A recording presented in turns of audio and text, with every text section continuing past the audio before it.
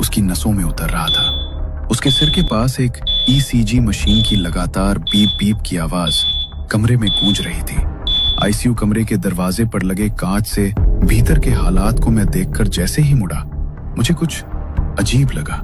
मैंने दोबारा भीतर झांक कर देखा तो कमरे के एक कोने में हल्की हलचल महसूस हुई, ठीक उस छोटी सी मेज के पास जहां दवाइयां रखी हुई थी। मैं ठिठक गया। एक ठंडी सिहरन मेरे शरीर में दौड़ गई। मैंने भौहें सिकोड़कर उस ओर ध्यान से देखा। वो आईसीयू के कमरे के दाहिने कोने में एक छाया सी खड़ी थी। डॉक्टर या नर्स का वहां होना संभव नहीं था, लेकिन वो छाया बिल्कुल स्थिर, गंभीर और भूरे रंग की थी। मैंने बेंच पर बैठे उसके पिता को बुलाया। अंकल, बोलो बेटा, क्या बात है? मैंने इशारे से कहा। क्या आपको उस कोने में कुछ नजर आ रहा है? वो थोड़ा हैरान हुए और भीतर झांक कर देखने लगे। किस कोने में? मैंने दोबारा शीशे के पार झांका, पर वो छाया अब नजर नहीं आ रही थी। मैं कुछ बोलता तभी उन्होंने कहा, तुम थक गए हो।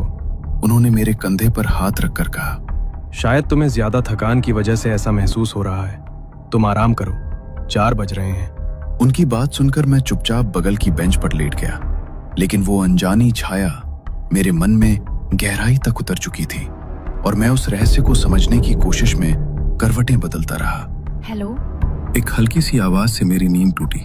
मेरी आंखों पर अब भी भारीपन था, जैसे सपना और वास्तविकता के बीच का फर्क धुंधला हो गया हो। हेलो, उठिए।